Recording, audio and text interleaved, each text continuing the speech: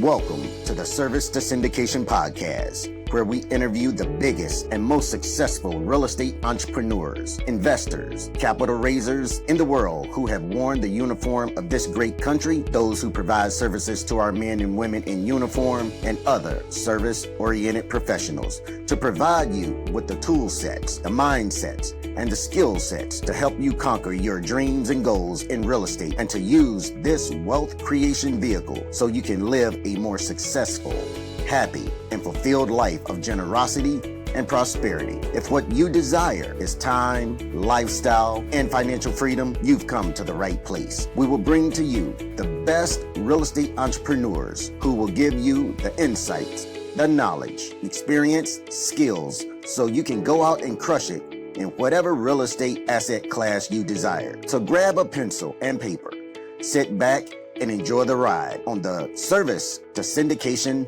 Podcast.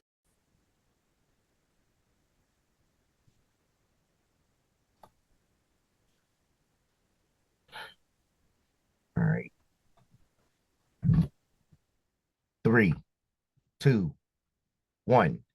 Hello, my servicemen and women and other service providers. Welcome to another episode of the Service to Syndication Real Estate Podcast. I am your host, Cedric Marlow. Here on the Service to Syndication Real Estate Podcast, we interview the most successful real estate entrepreneurs, investors, and capital raisers in the world, where most have donned the uniforms of our great country. We aim to provide the tool sets, the mindsets, and skill sets for you to achieve your personal and business goals while using real estate as a wealth creation vehicle to help you live a more successful, happy, and fun-filled life. I am super excited today because I have with me Mr. Henry Russell, who is a top-notch real estate investor. But before I properly introduce our exciting guest to you, please, as always, if you get some type of value out of this interview, if you get some type of insight, mindset shift, if you learn a new skill, receive new information, receive motivation to go out and take some progress in your life, please share this episode with some of your friends. Send it to someone you know who might be or could be interested in real estate. Share it on your social media, post it on your wall, and share it in your stories. Help us spread our message while you help others. And for all of you who share this episode, I want to say thank you. I know you're going to get some value out of this interview. So like, subscribe, and leave a comment so you can be notified of future episodes. All right, everyone. Again, I have with me Mr. Henry Russell. Henry is the founder and managing partner of RFC Capital, a veteran-owned multifamily investment firm based in San Diego. With over 15 years of real estate experience, Henry launched RFC Capital in 2020 to build lasting wealth through passive multifamily ownership while actively addressing the affordable housing crisis. A graduate of the U.S. Naval Academy and former U.S. Navy officer, Henry led combat tours in Iraq and abroad before transitioning to private investment with Samuel James Limited. He also owns and operates construction and property management companies to support his vertically integrated real estate platform. Beyond real estate, Henry is a nationally recognized high school football coach whose team was featured in HBO's The Cost of Winning. He and his wife, Erin, are proud parents of 4 children. All right, Henry, first off, welcome. And the first thing that I like to do with my guests is have them to summarize their real estate journey in 75 seconds or less. Excellent. Cedric, great to be here with you. Thanks for having me. My journey got started really when I exited the Navy. I didn't know what a VA loan was. I didn't know much about real estate at all. During my time in the service, I got out of active duty in 2009, and somebody said, "Hey, you have this VA loan and you can go buy a home with it." And I said, "Oh, I do." And I looked into it, bought a home, and that started the journey, Cedric. 2009, I worked for a financial firm, where I learned a ton about investing. And we had real estate as part of our portfolio. We did value add projects in Harlem. We were some of the largest limited partners, meaning investors, into projects in areas in Harlem that were very, very, very successful. We also had projects in Buenos Aires on the industrial side and other parts of the country. And it led me into my passion for real estate, which helped me launch a business in 2020 around syndications and bringing my knowledge and bringing kind of opportunities to the people that I cared about, people that I were friends with, people that I served with, and people that perhaps didn't know that you can invest in real estate in different ways.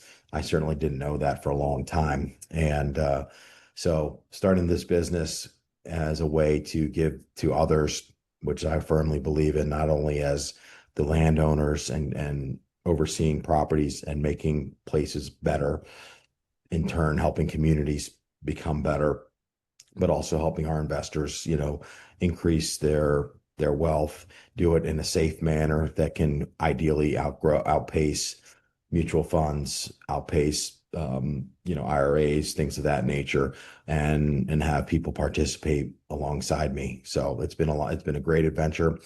We've done a lot of different things, learned a ton of lessons, and here to use our knowledge as kind of a guide for the people that we serve and that invest with us and participate alongside of us. Okay, I love it. I love it.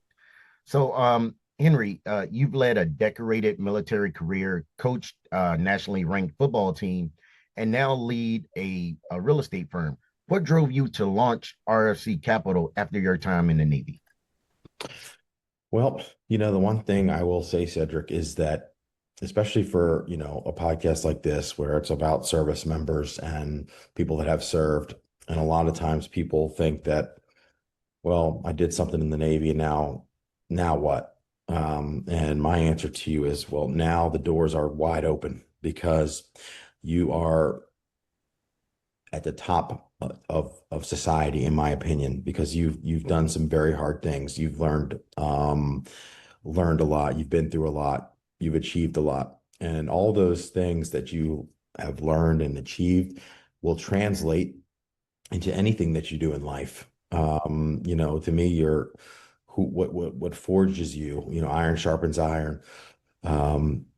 That molds you into who you are, and all those different skills and all those different experiences in life will take you to a path in your own journey that you can do anything. And that's kind of how I've lived my life, starting with a naval career, serving in Iraq, serving along as a river patrol officer in Iraq, along the Euphrates River and the Lake Tartar, to then joining an investment firm and coaching high school football. Literally no similarities in the responsibilities and roles, but 100% similarities in leadership and overcoming obstacles, finding a way, getting things done, accomplishing your mission, holding people accountable, loving people, caring about people.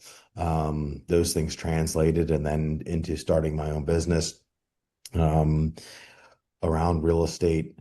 The similarities are there, about caring about other people, putting other people first, and that's what, as a business owner, that's the mantra.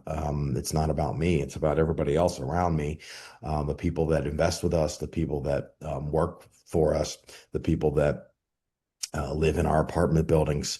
That's who you serve. And when you put it in that perspective, to me, you can accomplish whatever you want in life. And so that's kind of what's driven me, continue to do the right thing for others, always do what's right in God's eyes. And,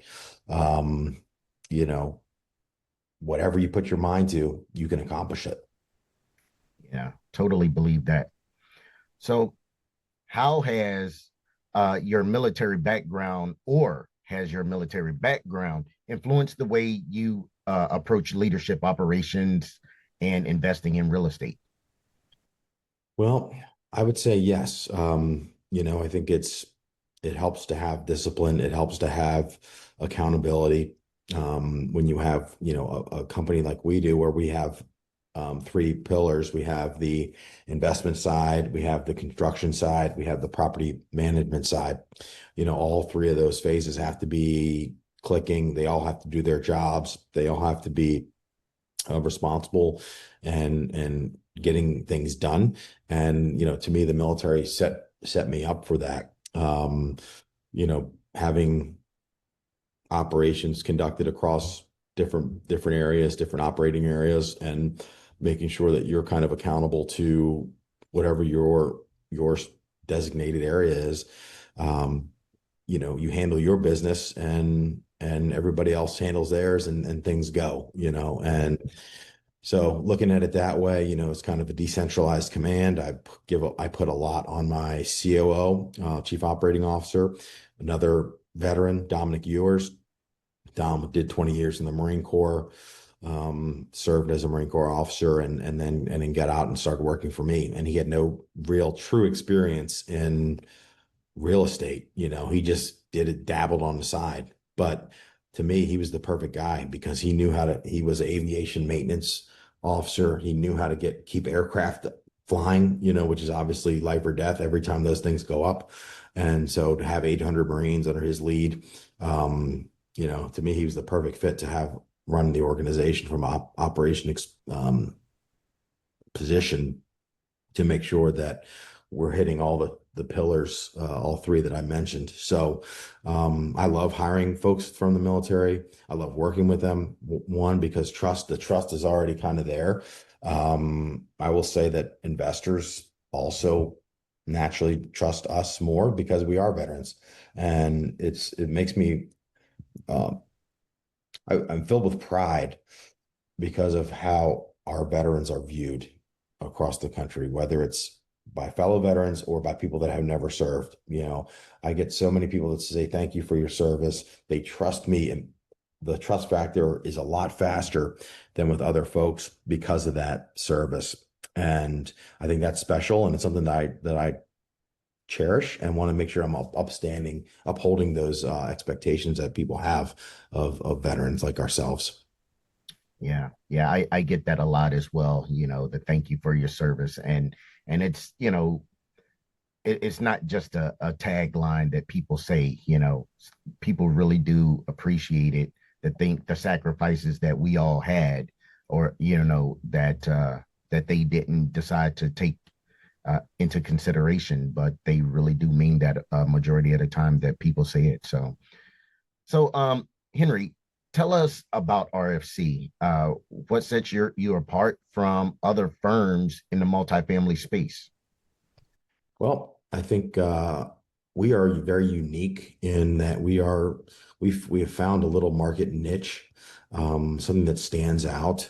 And when you can find something like that, it's a matter of, can you exploit that or not? And for us, that niche has been adding additional units in San Diego to apartment buildings. And it's a brand new law that came into play in 2020, right when we started the business. It was kind of perfect timing for us, perfect timing for the law to pass. And we have gone on to acquire over 30 properties in San Diego. We've added over 150 units to those properties, so significantly increasing the size and capacity of the apartment complexes that we've acquired. And we've done more of these than anybody else in the space in San Diego. So, of course, that's good and bad, Cedric. The good is that you're experienced. The bad is that you're the guinea pig along the way. So, we've had some growing pains with the city, because it's new for them, and it's California, and there's government every step of the way.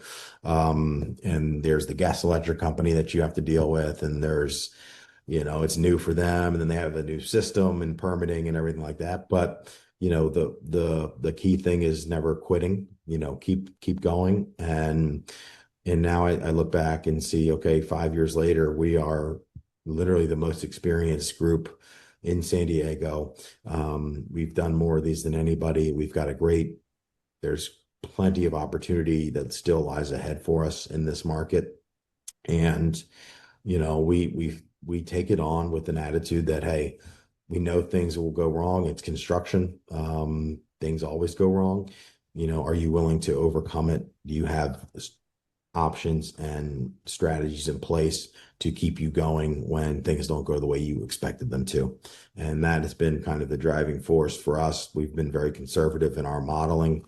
We've been very conservative in our plans, and it's allowed us to get through, truthfully, tough times in commercial real estate. I don't think people, they hear real estate, they understand that prices have gone up, but they don't really understand kind of what's happened in commercial real estate over the last couple years. And so, our strategy has allowed us to overcome hurdles, overcome obstacles. I've heard nightmare stories of foreclosures and things of that nature that fortunately we haven't gone through, because of our strategy has created enough value. And, we look to continue to achieve that day in and day out. Okay, you just mentioned that you may have added 150 units to the properties. Like, how have you guys went about doing that? Yeah, so great question. In 2020, the state of California passed a law allowing you to convert existing parts of a property into additional units. So this specific law, there's a handful of different ADU laws. Some you can build ground up. You've got extra space on your lot. You can build an extra unit or a couple units that way. This specific law on the multifamily side states that if you have an existing building and it has extra square footage, meaning a laundry room, garages, parking enclosures, things of that nature, where you're not increasing the square footage of the actual property, but you're just changing the existing square footage. And so the state law that was passed in 2020 was that for every 4 existing units you have at a building, you could add 1 additional. So if I had a building that was, call it 8 units, and it had 3 garages, I could take that 8-unit building and add 2 units to it, because 1 for every 4. So 4, 1, 8, 2, 12, 3, etc. Okay. So I'd have 3 garages. I could add 2 units. I can convert those into 2 additional units. In November of 2020, the city of San Diego said, that's not enough housing. We've got all these properties that fit this criteria. We need more housing than that. We are making it unlimited. You can do unlimited conversions as long as it fits the rest of the code. So that same building that had an 8-unit building that had 3 garages, you could convert all 3. So you could go from 8 to 11, instead of 8 to 10. So for example, we bought a 5-unit building that had 7 garages, and we turned it into a 12-unit building. We went from 5 to 12. Anywhere else in the state of California, that could have only gone from 5 to 6. So it's something where that's really a big reason why we focus in San Diego. The law is very supportive of what we're doing. It's also, there's other reasons I can get into why we do San Diego as well, but that's a big part of it is, we're taking advantage of their law that they passed. They know they need housing. And so we're typically taking that garage, we go through a permitting process, we get drawings, we get plans. It's been taking around 12 months. I think that's going to get down to 6 months here in the near future of permitting. And then you go into the construction phase, which takes about 6 to 12 months as well. There's a lot of inspections you have to pass along the way. It is California. So, if this was Florida or something, we probably could do it, the whole thing, in 6 months. In California, it takes about 24 months right now. I'm hoping to get that down to 12 months, but 24 months is kind of what I've seen on average.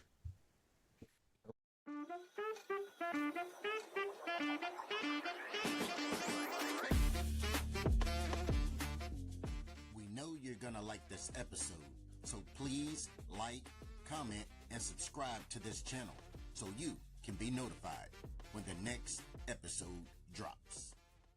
Okay. Yeah. It's funny. the ADUs that you're mentioning, ADUs, I just got back off of vacation from Arkansas, and there's a city there, North Little Rock, where I was sitting there watching the news with my dad, and they've started to build ADUs there in North Little Rock, and a lot of people are pushing back on it, a lot of the residents, because again, that creates more, yes, it creates more housing on the good side, but on the bad side, as a resident in a residential area, now you're turning my neighborhood into more of a multifamily. So now it creates more traffic, more, other issues and other problems. But I think because of the lack of housing in this country, ADUs are going to become more prevalent throughout the country. Well, that's interesting. I had not heard that it was in Arkansas. California has been one of the initial movers on this. It's definitely, it passed in 2016. It became law on the residential side in California. It was 2020 on the commercial side. And I've started to see these ADUs pop up. I've heard about it. New York City has passed a law where you can, do certain ADUs there. I've seen it in Tampa. Talked to a couple of guys that are exploring it there. I had not heard about Little Rock, but you're right. It's a way that, they're trying to take advantage of existing infrastructure, and then tie in a new property into that without having to recreate everything. So it's a faster way, it's cheaper, and there is a lot of debate about it. That is for sure. I think what we do in San Diego, I like it a lot because I think it's less, I guess people can argue about it less. There's less pushback on it because you're taking a building that already has multiple units and you're just adding a couple to it. It doesn't really change kind of what the neighborhood is. It doesn't change the community. Whereas you're right, in some of these other situations where, okay, you had one house and now all of a sudden you got 3 houses on that one house, that's when you're getting some pushback. And there has been a lot of pushback like that in California as well. But on what we are doing, it's kind of been hitting the mark for what the law intended, which is rare, is that, we're creating affordable housing. We're not we're not changing neighborhoods, and it's been very effective. So we've gotten a lot of positive support from the local government. We've made some great inroads there, local politicians, local housing authority, and they've been highly supportive of what we're doing, and it seems like the community has been as well. So that's certainly been a plus. But there are different ADU types, and that some people hear us ADUs are like, oh, they just naturally assume what we're doing, but it's different from, there's a bunch of different kinds that are out there. Okay. So Henry, you've made it a point to focus on both wealth creation and solving the affordability housing crisis. Now, how do you balance mission and margin in your deals? Well, I think it's by the nature of what we're building. We're building smaller units that are in neighborhoods that certainly can add people to the neighborhood without overpopulating, without overcrowding. Mm-hmm.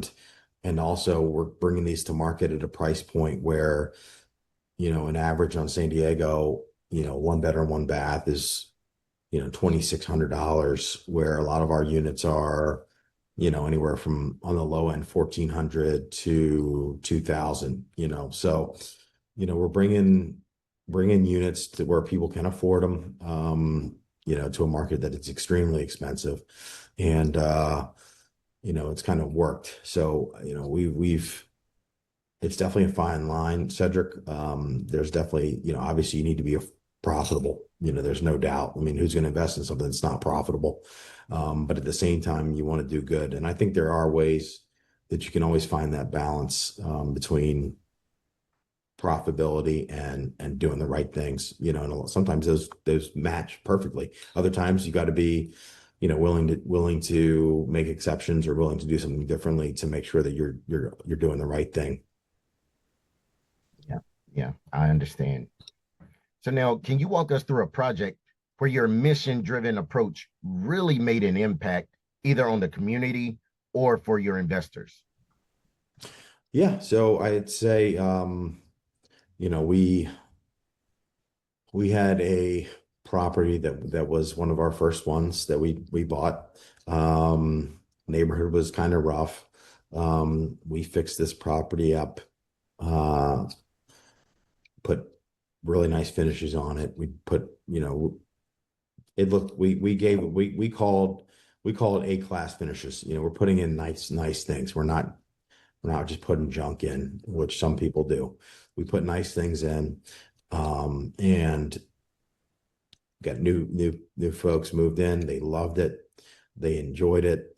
And we heard people, throughout the neighborhood say, "Wow, man, your building looks great." We'd have people coming in and taking a look at, just they weren't planning on moving there. They just wanted to see the units when we completed them. And then we added 4 units to the same complex. And so we created some new housing, and everybody seemed happy about it. Everybody was excited about kind of the upgrade that came to their neighborhood. And then our investors walked away with a nice win. We sold the property about a year and a half ago. It was successful. The investors made everything that we thought they would, and felt good to do that. Felt good to give people their investment back, plus the income or the extra profit that we had hoped to make them, and have people in the community happy. So that was something that I was very happy about, how that turned out, and it certainly is driving us to keep going and keep executing on these. Okay. Now, how do you underwrite differently when affordability and social impact are part of the investment thesis? Well, I don't think we underwrite any differently. We kind of just we go through our underwriting process. We understand that our our strategy is kind of built in. So if it works in our model, then great. A lot of it is, hey, the price they want us to purchase the property at is too high. It doesn't work, and so we move on. I think a lot of your profit is made right there in the purchase itself. And so if you overpay on the purchase, it's going to be hard you're going to be squeezing everything. You're going to be pushing every dollar. You're going to make it uncomfortable for folks. But if you can go in at the right purchase price, a price that you can create the profit and achieve your goals, then it typically works. Okay. Now, you had mentioned that you invest in San Diego. You named a couple other places, but what other markets outside of San Diego and the ones you've mentioned that are on your radar right now, and what makes them attractive? Yeah, so we've got a project underway in New York City, in Chinatown, Manhattan.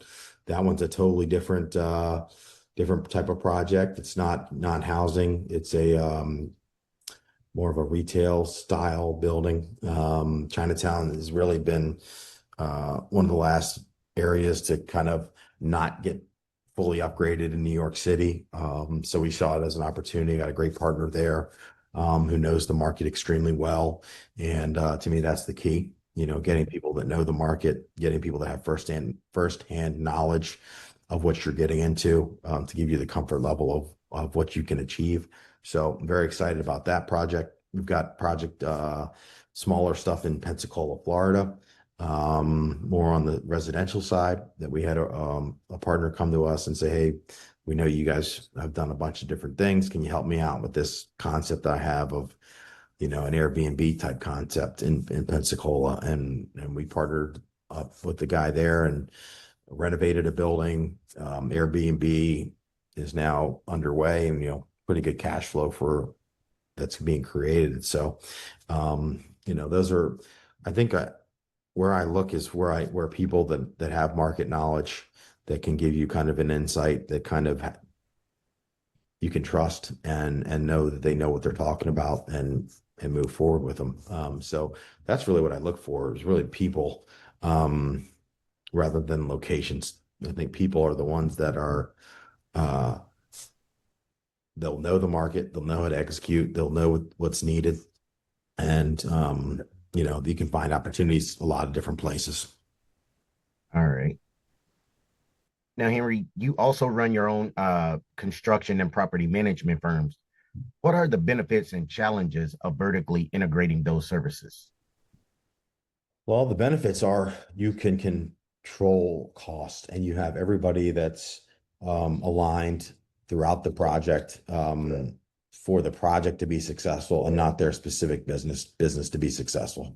So our goal of our property management company isn't to be profitable on its own. It's to be the best management company possible for our investors and for our tenants, to achieve the investment goals and the goals that we have for the tenants. So the construction side as well, the goal is not to be profitable there. It's to make sure that the construction is done, keeping costs down, and executing to the best of the abilities of anybody that you can hire. So those are where the benefits are huge.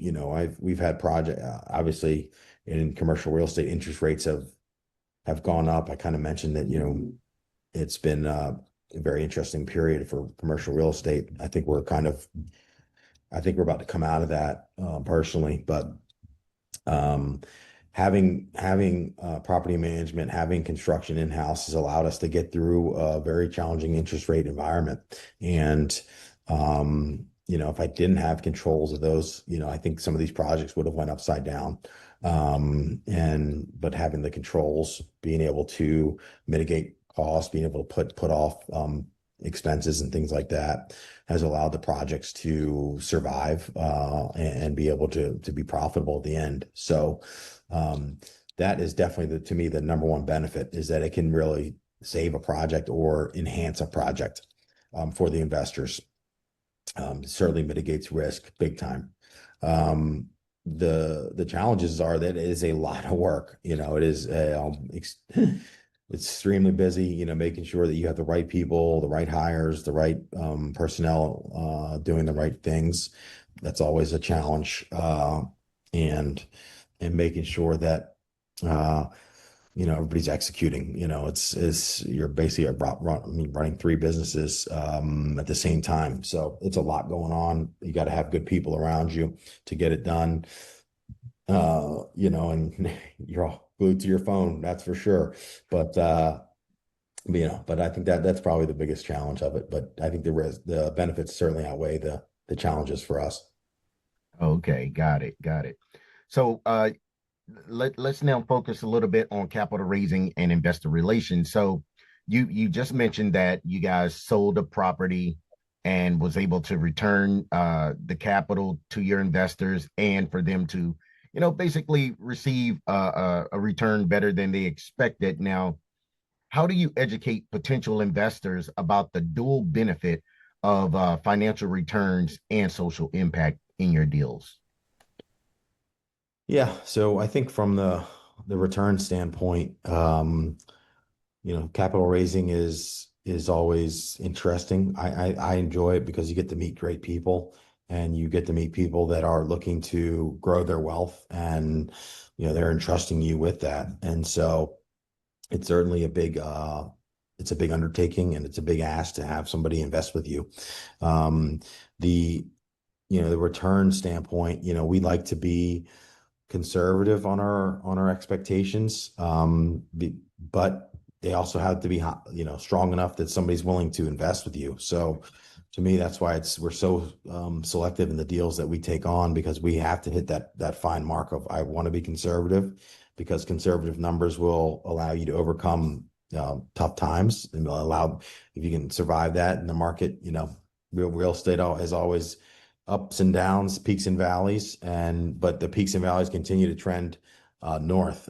So if you can hold on, you're more likely than not to succeed. So finding that balance is definitely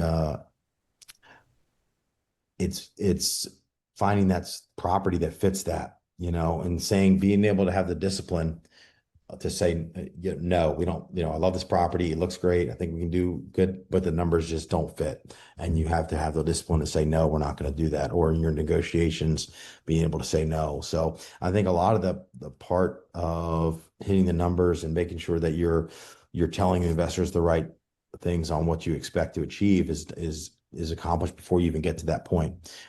So I think, for us, when we go and speak to investors, we're confident in our numbers. We're also confident they're conservative so that we can ideally outperform what we wanted to do for the project. And then, it feels great to say, hey, look, we're positively impacting our community by doing this project. So not only are you getting the financial benefit of the project, but you're also, a big part of helping to change communities, helping to change, directly impact other people's lives for better and give them a great place to live and give them a property management company that cares about them. There's a lot of things that you're doing that's very positive for our society and for our community. So that is very helpful for us to be able to say that to our investors. Okay.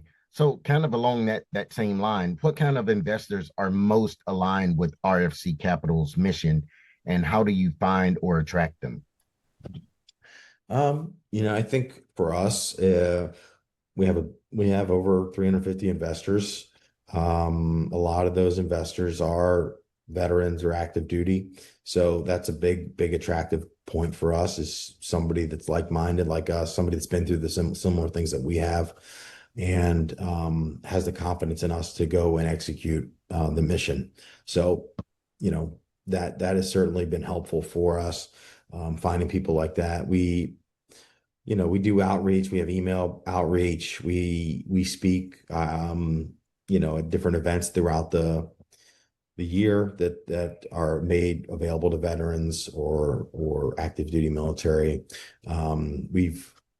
We reach out to some family offices. Those are larger investors, people, high net worth individuals. We've had people that have, done entire projects by themselves with us. They've invested several million with us, all the way down to, 25,000. So it's a constant search, finding investors. There's a lot of great opportunities out there.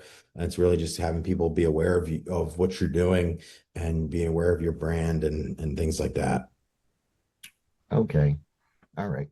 Now, do you believe affordable housing can be a sustainable, scalable model for private investors? I certainly do believe that. I think it's there's different ways to make it work. It's not easy, that's for sure. But there are a lot of ways that you can find affordable housing, create affordable housing, and make it profitable for investors. So I would say the answer is yes. You've gotta know where to look. You got to know,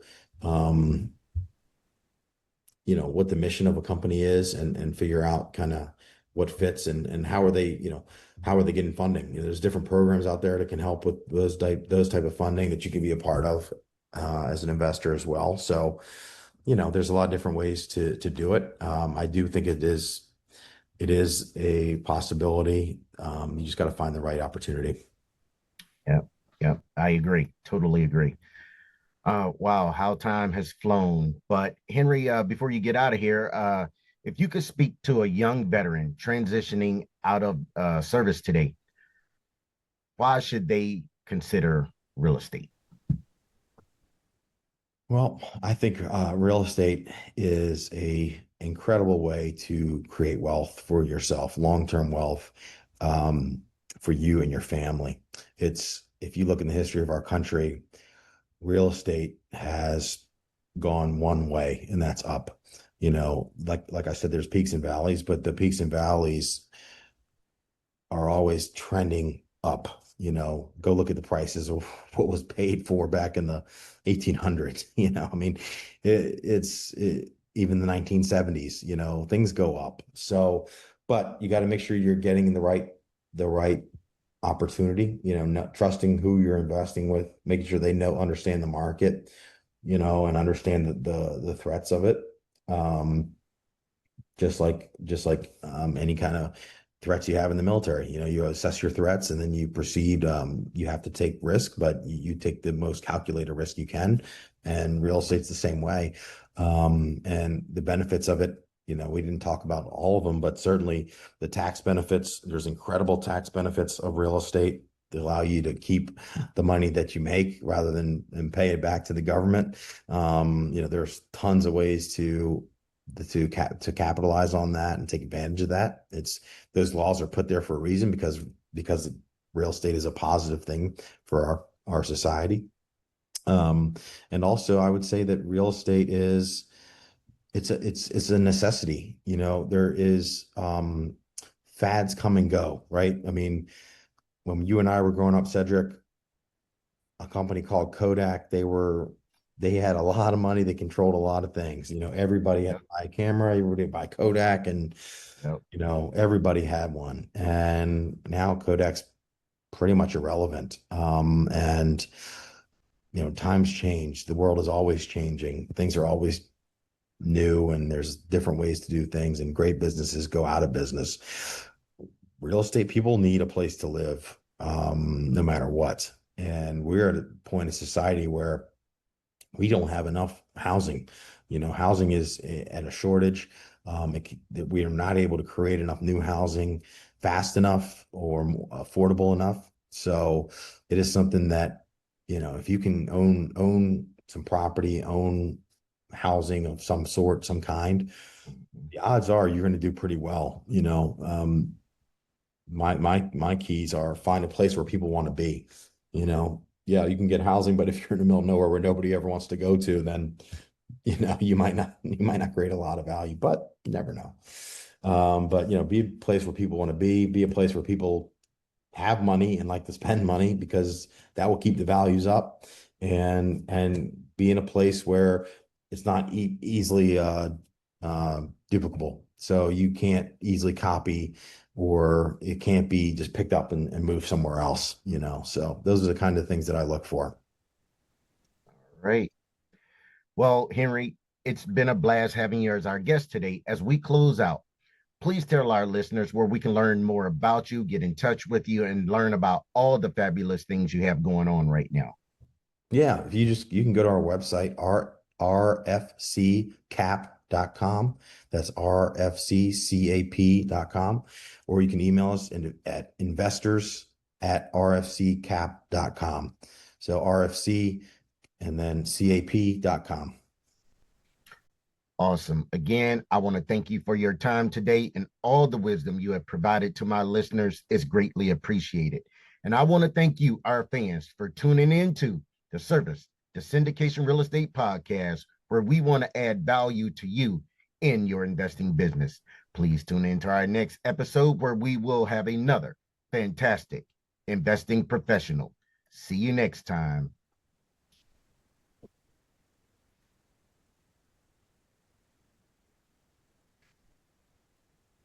Thanks for listening to the Service to Syndication Podcast. We want you to know that we love and appreciate your support, and we are grateful about being a part of your journey to becoming a successful real estate entrepreneur. Please share this episode with a friend who you think will get a lot out of what you just heard. Send it to someone who you know is interested in real estate and dreams of having it all and being the best they can be in all areas of life. And if this was really valuable, share it on your social media stories and timelines. Thank you for watching and listening. Now go be great.